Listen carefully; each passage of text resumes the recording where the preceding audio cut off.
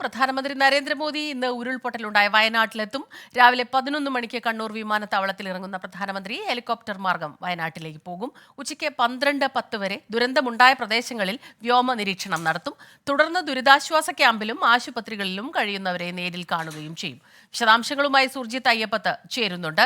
സുർജിത്ത്, ഇന്ന് പ്രധാനമന്ത്രി വരുന്നു. പ്രധാനമന്ത്രിയുടെ സന്ദർശനത്തെ വളരെ പ്രതീക്ഷയോടെയാണ് സംസ്ഥാനം മുഴുവൻ ഉറ്റുനോക്കുന്നത്. കാരണം കൂടുതൽ ഈ ദുരന്തബാധിത മേഖലകളിലേക്ക് ദുരന്ത ബാധിതർക്ക് കൂടുതൽ സഹായം ലഭിക്കേണ്ടത് അത്യാവശ്യമാണ്. അപ്പം അദ്ദേഹത്തിന്റെ ഇന്നത്തെ സന്ദർശനം ആ രീതിയിലാണ് നമ്മൾ നോക്കിക്കാണുന്നത്.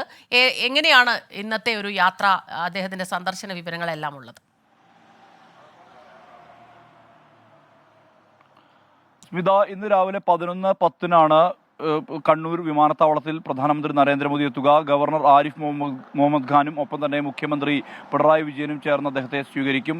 തുടർന്ന് വ്യോമ നിരീക്ഷണമാണ് ആദ്യം നടത്തുന്നത്. അതായത് ഉൾപ്പെടെയുണ്ടായ പുഞ്ചിരിമട്ടം, മുണ്ടക്കൈ, അതോടൊപ്പം ചൂരൽമല പ്രദേശങ്ങളിൽ ഹെലികോപ്റ്റർ മാർഗം വ്യോമ നിരീക്ഷണം നടത്തും. ഇതിനുശേഷം അദ്ദേഹം നേരെ ഇറങ്ങുന്നത് കൽപ്പറ്റ SKMJ സ്കൂളിലെ ഹെലിപാഡിലാണ്. അവിടെ വന്ന് ഇറങ്ങിയ ശേഷം അവിടെ നിന്ന് നേരെ റോഡ് മാർഗം തന്നെ മേപ്പാടി ഭാഗത്തേക്ക് തന്നെ പോകും. മേപ്പാടി ഭാഗത്താണ് ദുരിതാശ്വാസ ക്യാമ്പുകൾ ഉള്ളത്. ആ ക്യാമ്പുകളിൽ സെന്റ് ജോസഫ് സ്കൂളിലെ ക്യാമ്പിലേക്കാണ് അദ്ദേഹം എത്തുക എന്നുള്ളതാണ് ഏറ്റവും അവസാനം ലഭ്യമാകുന്ന വിവരം. സെന്റ് ജോസഫ് സ്കൂളിലെ ക്യാമ്പിൽ അതിനുശേഷം ആശുപത്രിയിൽ കഴിയുന്നവരെ കാണും.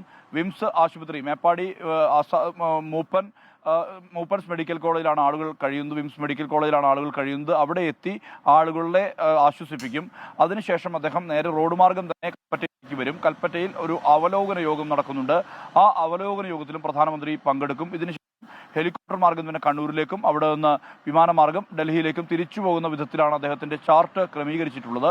ഇതിൽ സംസ്ഥാനം പ്രധാനമായും പ്രധാനമന്ത്രിക്ക് മുമ്പാകെ മുന്നോട്ട് വയ്ക്കുക ഇതൊരു ദേശീയ ദുരന്ത പ്രഖ്യാപനം എന്നുള്ള തരത്തിൽ തന്നെയാണ്. ഇത്രയ്ക്കധികം ആളുകൾ കൊല്ലപ്പെട്ട, ഇനിയും ആളുകളെ കണ്ടെത്താനുള്ള സമാനതകളില്ലാത്ത ദുരന്തമാണ് വയനാട്ടിൽ ഉണ്ടായിരിക്കുന്നത്. സ്വാഭാവികമായും അതിനെ ദേശീയ ദുരന്ത പ്രഖ്യാപനത്തിലേക്ക് എത്തിക്കണം എന്നുള്ളതാണ് സംസ്ഥാനം ആവശ്യപ്പെടുന്നത്.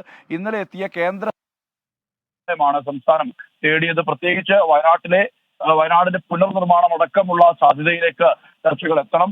ആ നിലയിൽ 2000 കോടി രൂപയുടെ സാമ്പത്തിക സഹായം വേണമെന്നുള്ള ആവശ്യമാണ് പ്രധാനമായും കേന്ദ്ര സംഘത്തിന് മുമ്പാകെ മന്ത്രിമാരടക്കം മുന്നോട്ട് വെച്ചിരിക്കുന്നത്. ഇതിനൊരു ഈ ദേശീയ ദുരന്ത പ്രഖ്യാപനം വരുന്നതോടെ കുറേക്കൂടി സാമ്പത്തിക സഹായം സംസ്ഥാനത്തിന് വയനാട് ജില്ലയുടെ ഭാഗമായി, ഉരുൾപൊട്ടലിന്റെ ഭാഗമായി ഉപയോഗപ്പെടുത്താൻ കഴിയുമെന്നുള്ളത് തന്നെയാണ് പ്രതീക്ഷ.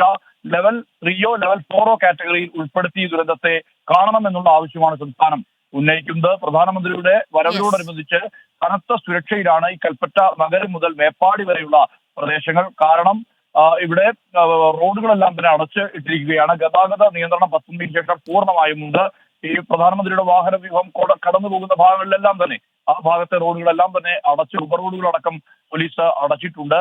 സുർജിത്ത് അയ്യപ്പത്താണ് വിവരങ്ങളുമായി നമുക്കൊപ്പം ചേർന്നത്. പ്രധാനമന്ത്രിയുടെ സന്ദർശനത്തെ വളരെ പ്രതീക്ഷയോടെയാണ് സംസ്ഥാനം ഉറ്റുനോക്കുന്നത്. ദുരന്ത ബാധിത മേഖലയിലും അതിൻ്റെ പുനരുജ്ജീവനത്തിനും അവിടെയുള്ള പ്രദേശത്തുള്ള ചികിത്സയിൽ കഴിയുന്ന എല്ലാവരെയും തന്നെ പ്രധാനമന്ത്രി ഇന്ന് കാണും എന്നുള്ള വിവരങ്ങളാണ് ഇപ്പോൾ സുർജിത്ത് അയ്യപ്പത്ത് നൽകിയത്.